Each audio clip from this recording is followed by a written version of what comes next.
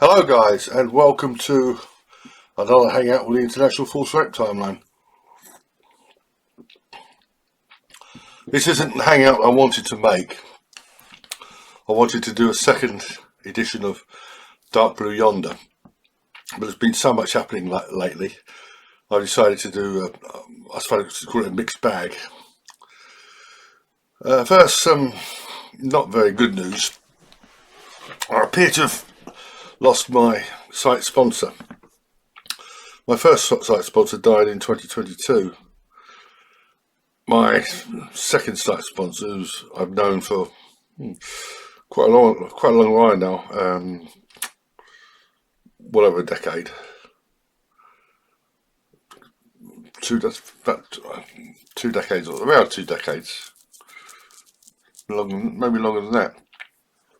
I'm not keeping track, but he appears to have ghosted me. I thought he might have been ill because he's older than me. He's been older and more ancient than me, but he's ghosted me. So that's, well, can't complain really. I've had a good run. The future of False Hope Timeline is guaranteed certainly for the next 3 years. Even if I die at that time, that's not unlikely. Not unlikely. I've redrafted my will, which I haven't got an executor yet. I did have an executor, but he's, well, unreliable, so I have to find a new one. Or failing that, leave it to an administrator. But I'm quite happy with the way the timeline has progressed. On Monday, I added 3 more entries. I've been adding a few this year. Something else to complain about: shadow banning. This shadow banning is just insane. I get hardly any views on my YouTube channels. Especially my main channel, which has got about 1,500 subscribers. I can't remember the exact number. Let's have a look. It's quite a lot. 1,500, about 1,520, 1.52 main channel, and I'm hardly getting any views at all. Having said that, the shadow banning does not, it's for the whole of social media, including Twitter. But having said that, my websites are getting some good traffic. I was a bit surprised actually. My main website gets a lot of traffic, and this one, the False Hope Timeline, falsehope.timeline.org, don't get many people entering to the homepage, but there's some statistics here. The last 7 days, in a 7-day period, 3,207 entries for the desktop, 1,776 mobile. IP addresses, 198 requests from Sky UK Limited, 110 from China Mobile Communications, 63 from British Telecom, 36 from AT&T, then another 36 from AT&T, 26 from Verizon, 26 from AT&T again, then another 24, a few more, and it's got quite a lot. So I'm happy with that.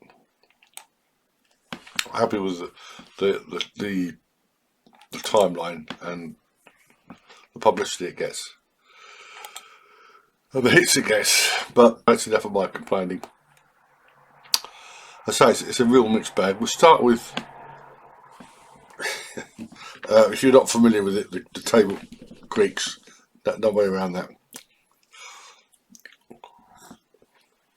Start with something rather alluring. A woman has actually been given a substantial prison sentence for making a false rape allegation. I can't say I'm surprised that it was a police officer she falsely accused. So let's have a look at this one, shall we? As you can see, I put a mugshot on the screen. I can't find any videos of it yet. This is from Northern Echo.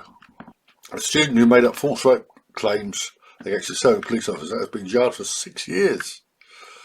The officer was suspended for nearly 5 months before it was decided that no action would be taken against him after Hao Li, or Hao Li, or whatever. I think it's Hao Li made the false allegations. Dunbar Court heard the pair engaged in sexual activity, which she was the driving force behind. He had then driven her home where she rang police, accusing him of rape, and he was apprehended. A judge said it was only due to the foresight of the officer who set his phone to record an earlier conversation that he was not charged with rape. The Chinese master's degree student left the UK after being charged with perverting the course of justice and was arrested at Manchester Airport after arriving on a return flight. Well, that was a silly thing to do, wasn't it? Lee, 29, formerly of Howard Street in Newcastle, was remanded in custody and denied the allegations at a plea hearing in July last year. She was convicted of 3 counts of perverting the course of justice after a 2-week trial in December. Appearing before the court on Friday, January 16th, via video link from HMP Low Newton, she was jailed for 6 years. Judge Nathan Adams said details of what took place are quite clear, as he had the foresight to set his phone on record. In Philadelphia, that would be a criminal offence. In fact, I've just added a case to the timeline of a woman, Veronica Rodriguez, who had sex with a guy, taped it, then reported him for rape. It was a far cry from the allegation that he told the police the following day you engaged in sexual activity with him, but clearly you were the driving force of that activity. He drove you home late at night and left you there. What is relevant is that he was stopped half an hour later as he drove back and arrested on the basis of your phone calls.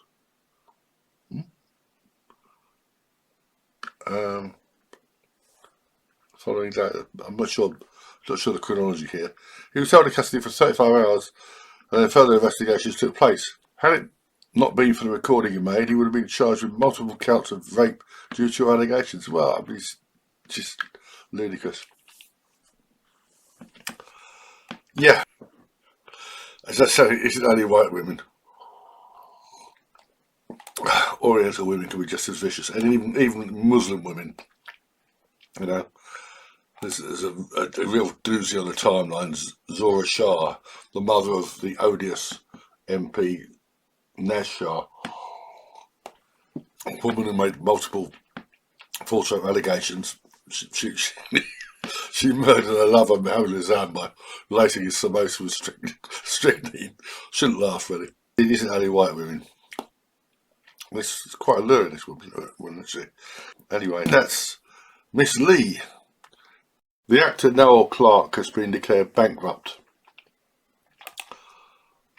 This wasn't an allegation of rape, but The Guardian ran a series of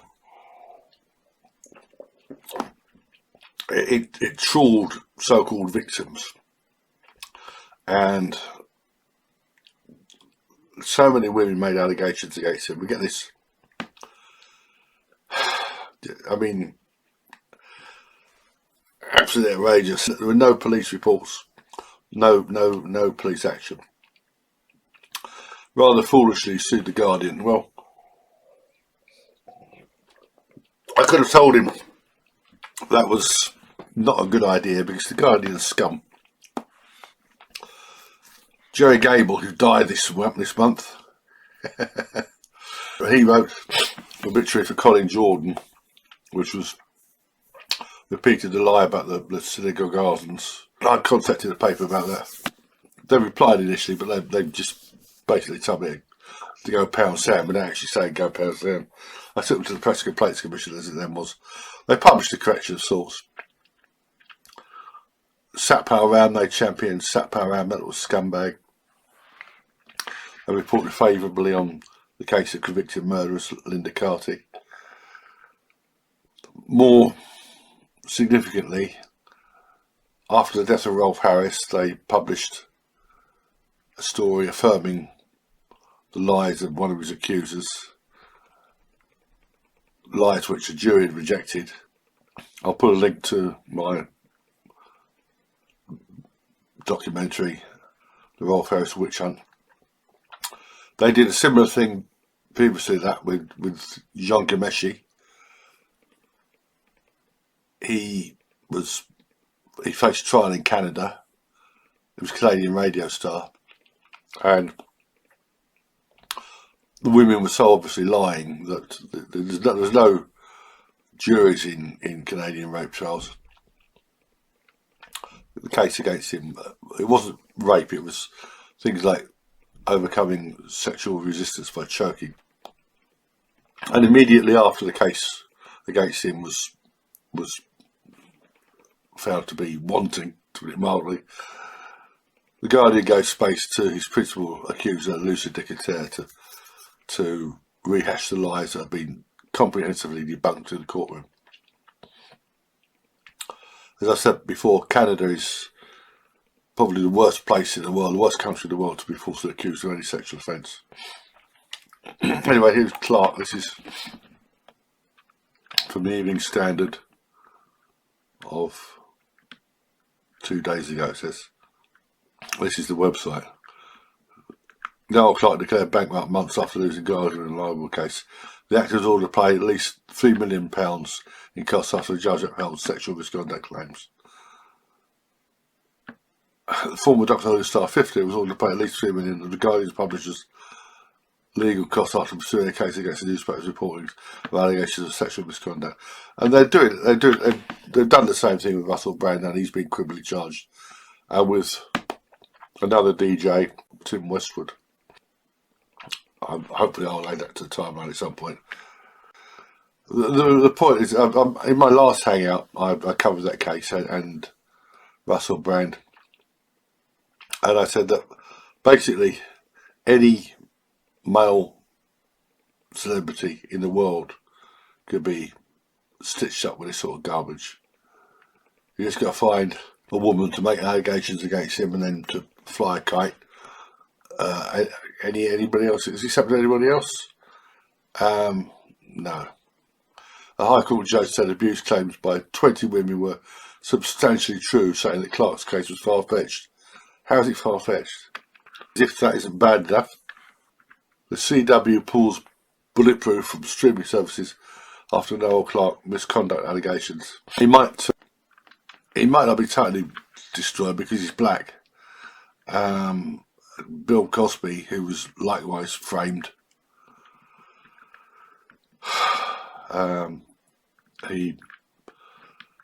let's say got off lightly. He should never have been charged, but that was a witch hunt by Gloria Allred. Rolf Harris was done for that, of course. Max Clifford died in prison. They've been in contempt, these people, but I'd say he should never have sued them. If I'd known about he was going to sue them, I'd have advised him not to. The deeply reported investigation features various accusations, some from women on the record, about sexual harassment, unwanted touching, taking and sharing sexually explicit pictures and videos, and bullying. But what does bullying mean? I mean, seriously? Nowadays, I don't believe any of that crap, you know. And of course, what is missing there is context, because where men and women work together, depending on the atmosphere, sometimes there's like banter, and it's two-way, and years later it'll be, oh, he touched my tit. Until she doesn't say that, she went lean right up against him.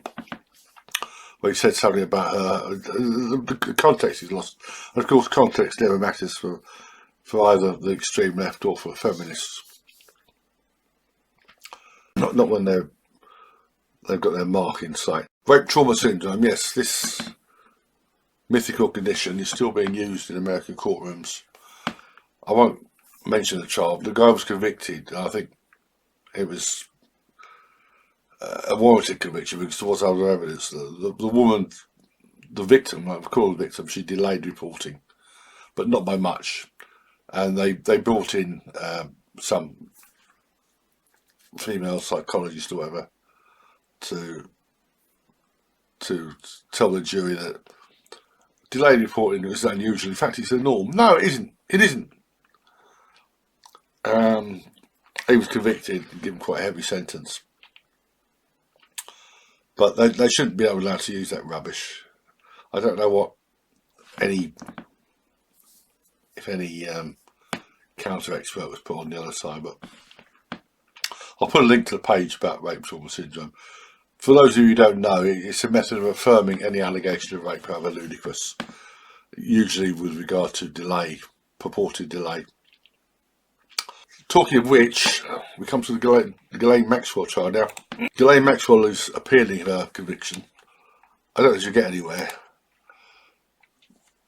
One of the grounds was that a member of the jury had lied on his form. Please excuse the yawning, as usual it's like small hours.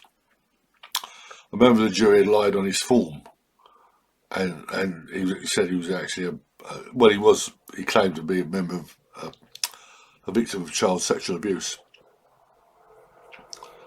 And since then, 2 other people said they were victims of child sexual abuse. I was doing a bit of surfing the other day. I came across a bloke called Dr. Russell Stagg, who claimed to have been sexually abused by his mother. She, not to that degree, but doing things with her son, a teenage son, a young son, a teenage son, an older son, that no woman should do with her son. And I haven't looked into the case at any depth. It may be that she was convicted, but it's on YouTube. He's going on about memories. He remembered other things. Remembered being abused by women and whatever. And I think a lot, as I said before, a lot of this stuff is these childhood sexual abuse allegations. They're wrong. They didn't happen. They're based on they're confabulations from years of maybe alcohol, prescription drugs, over-the-counter drugs, recreational drugs, and just the way memory distorts. I made a video about this long time. I think it's about 2019 for the timeline about believing in children, and I gave my as my realisation, my own experience, which wasn't related to sexual abuse. It's my earliest memory. Quite funny actually. I was given an injection by the doctor, and I saw him write this prescription with a fountain pen. I was about 3 years old. The exact date will be on my medical record, 6 decades ago. I was about 3 years old at the time, and somehow I got the idea that he'd injected me with a fountain pen. And a lot of sexual abuse allegations from older women and at times older men are like that. The baby will do what babies do. Mum comes in, takes her nappy off, washes her, maybe puts some cream on her private parts, and then she'll see her dad at some point, or another man, and it will confuse the sensation of being touched there, and that's where a lot of this comes from. I'm sure it is. Don't believe in this garbage about Freud, about this, and women don't realise this. What older women do realise, and this is on the timeline as well, is when they've had operations, some operations, some drugs give sexual, how can I put it, some sort of sexual experience. Women feel, it's with women especially, and older women, and older women realise this isn't happening, but younger ones perhaps don't. And the big cases of dentists have been falsely accused. There's a dentist on the timeline. There was one particular case, he's accused of a young woman's, a teenage girl's breast, and that was, it's drugs. Talking of Ghislaine Maxwell, let's go on to Epstein. First, I have a novel theory about why Palm Beach police were not so enthusiastic about prosecuting Epstein. I published a Substack on this, I'll put a link to it. Basically, Epstein was arrested in 2006 and he was charged, he was convicted in 2008. Between those dates, 2007, less than 5 miles from his Palm Beach home, was one of the most absolutely outrageous gang rapes you could imagine. It's called the Dunbar Village gang rape. You'll find video on YouTube under the Palm Beach channel, Palm Beach Post channel, and audio of the victim, the female victim. It was a 35-year-old Haitian immigrant, spoke pretty good English. They're all black, the perpetrators. There were as many as 6 of them. She thought there might be as many as 10, but it turned out there were 6, but only 4 of them were charged. One wasn't charged because there wasn't enough evidence. Another one was, he was murdered sometime later.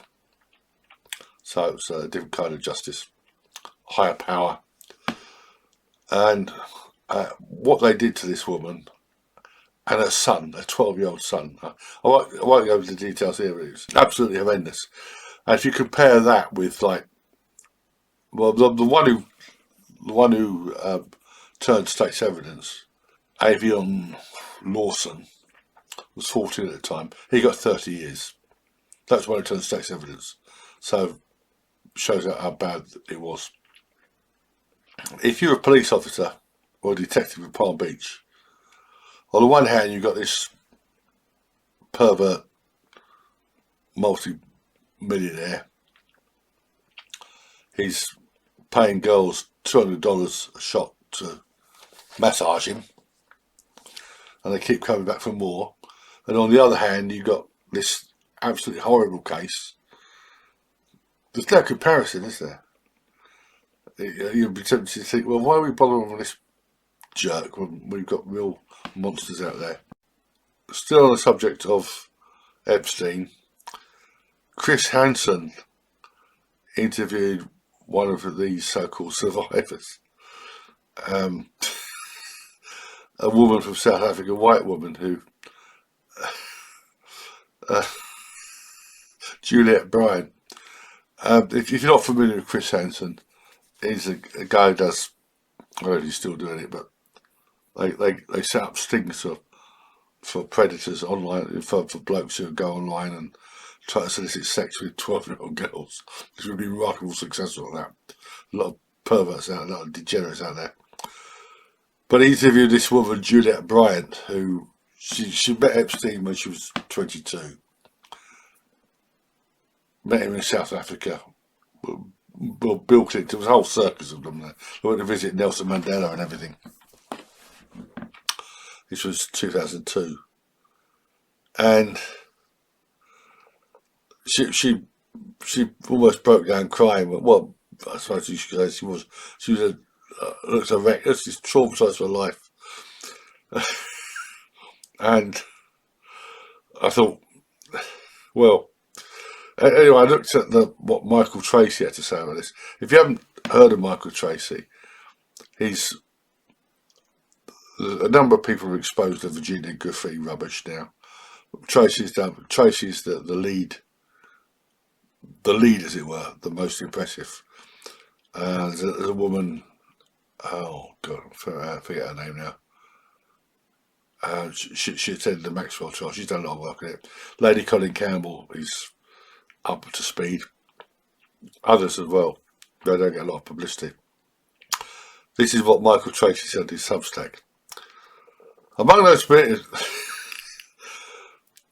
those permitted to make victim impact statements against Ghislaine Maxwell at a June 28, 2022 hearing were Anushka DiGiorgio, Virginia Roberts-Giuffre, Sarah Ransom and Juliette Bryant, the latter of whom claimed she was abducted by UFOs and once witnessed Jeffrey Epstein morph into a reptilian humanoid creature.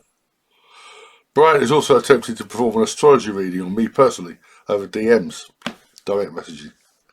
The reading was harmless enough, even mildly amusing, but the idea that this woman could ever play a legally decisive role in anything is self-evidently absurd. This is, you know, if you listen to the true believers, to that nutter Tara Palmieri, an extreme case of Trump derangement syndrome, that they tell you that these women are like that because they're being abused. No.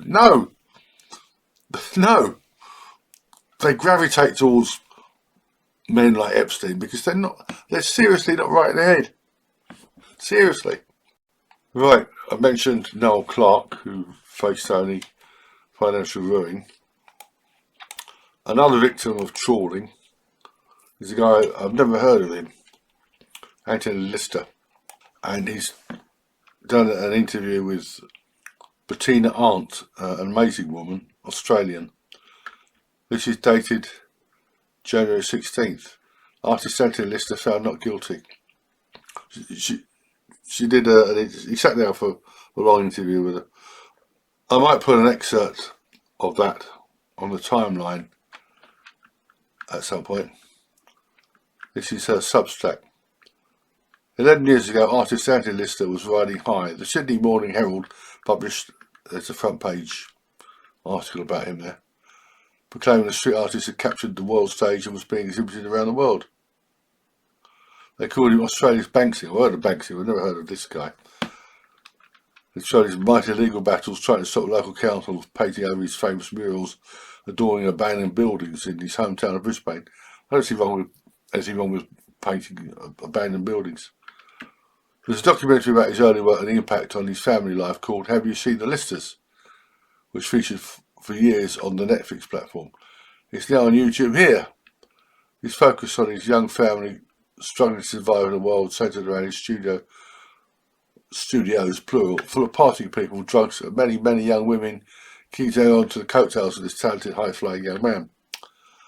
But in 2020, his home was raided by, get this, 23-man task force, including police armed with submachine guns, who come to arrest him for sexual assault. They broke down his door before cutting him off to the police station to confront hordes of media salivating over this latest Me Too salvo. The press were given access to photos of him being locked up. The story of what happened to Lister is just appalling. His arrest was a result of a coordinated campaign by young women determined to take him down. The charges ranged from touching a breast to throwing a woman across the room and violently raping her. All of these allegations were ultimately discredited in court and dismissed by 2 juries. Late last year, a Sydney jury took only a few minutes to throw out the last of these allegations. But that decision has, unsurprisingly, been ignored by our mainstream media. Tell me about it. It says 5 years of hell. He was arrested 15 times. 15 times! And spent 83 days in prison. His exhibitions were attacked and closed down. His art faced. He was debanked, yeah. I mean, this is something that was... Well, they did it to Kanye West. They did it to Melania Trump. Nigel Farage here, they tried it. And it's just absolutely outrageous. She details how these allegations were debunked.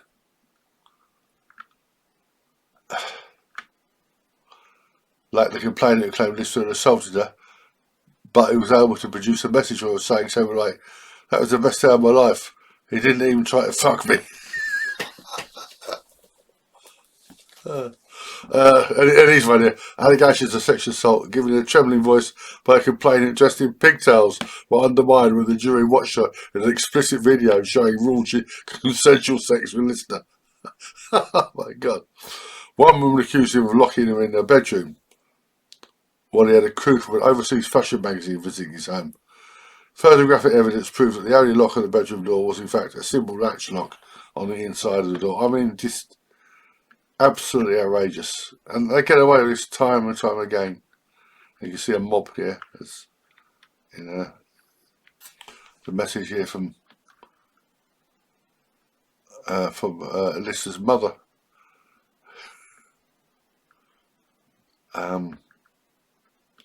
Yeah, I mean, this is absolutely outrageous. And they keep doing this, you know, they keep doing it. Which brings me on to statutes of limitations. Yeah, I watched another video, I won't link it here, it was related to the Hanson case, Hanson video I mentioned. Some asshole female academic said that statutes of limitations be removed. This is, I mean, there are organisations doing that. We have no statutes of limitations in Britain. I mean, it's right, there should be no statute of limitations for murder, but for sexual offences, as I've said before, if a woman reports a rape or anything, like, and the guy leaves the country or isn't arrested for like 10 or 15 years, if there's evidence, yeah, I mean, that's fair enough. But if she walks into a police station or whatever and claims to have been groped or raped 10, 15 years ago, even 5 years ago, that should show the door. We wouldn't tolerate this sort of thing for burglary. Well, it's garbage about trauma. So that's something else. Right, the other thing I want to mention is recantations. There are two specifically here. I've found one which is, it's rather weird, this. It may be two different people. It sounds like two different people with the same name. It's a guy named Ivan Maldonado. There's one which a girl she was 12 and she claimed it you know, and she recanted. And there's another one of a bloke with the same name who pleaded no contest. They're in different jurisdictions. I'm getting the impression that, although this is not a common name, certainly not a common name, I don't think I've ever heard it before. I get the impression they're different people. But there's one here from, this is a guy who, there was a retraction, but this is a Malaysian politician. This is Paul Yong Chu Kiong. The High Court was told that the maid who accused, it's always maids in Malaysia, Indonesian maids, Malaysia and Singapore, who accused former China Assemblyman Paul Yong Chu Kiong of rape 5 years ago, admitted a statement read by a lawyer that she falsely accused the politician in order to return to Indonesia. And he's convicted after a recantation in February 2025 during the final appeal process. It was reported that a former maid who had returned to Indonesia had retracted her accusation in a written statement, claimed she'd fabricated it because she was not permitted to terminate her employment contract and return home. On October 1st last year, the federal court dismissed his final appeal against conviction and sentence. He was sent to Kajang prison to immediately begin serving his 8-year jail term and received the 2 strokes of cane. Yeah, they're cane rapists in Malaysia. I really don't know, but you know, retractions for all sorts of confessions. The two most outstanding ones, I think, are Catherine Crowell. She made a bloke named Webb, and then converted to I think Catholicism, got active in the church anyway, and she retracted her allegation against Gary Dotson. It was a ludicrous case there. Well, I don't think he was laughing. And Bianca Pagaro, who also, she joined the Catholic Church, and she retracted against William McCaffrey. Is it McCaffrey? I think McCaffrey. And she ended up getting a 3-year sentence. You hear from, I read online, some people say that a false allegation of rape should be rewarded with the same sentence. The rapist, a man, would have got 4 for committing a rape, but of course if you do that it discourages retractions, doesn't it? And recantations. So there shouldn't be, I mean, there should be some consequences, but not that severe. And there's another case here, not a retraction. I haven't added this to the timeline yet, and I'm not sure I will. This is from 2007. Plattsmouth, Nebraska. County prosecutors will drop a first-degree sexual charge against a 41-year-old defence contractor after the man's teenage accuser refused to release her private therapy records.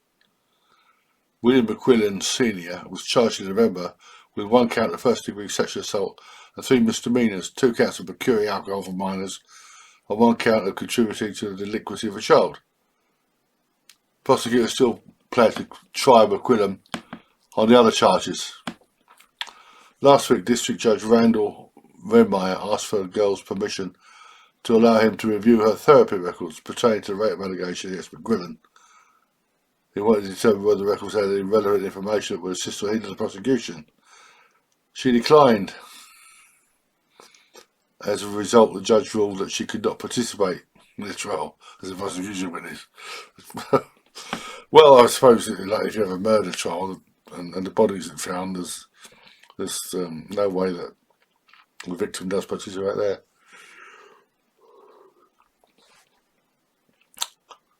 Her issue concerning turning over her counselling records, Cox said.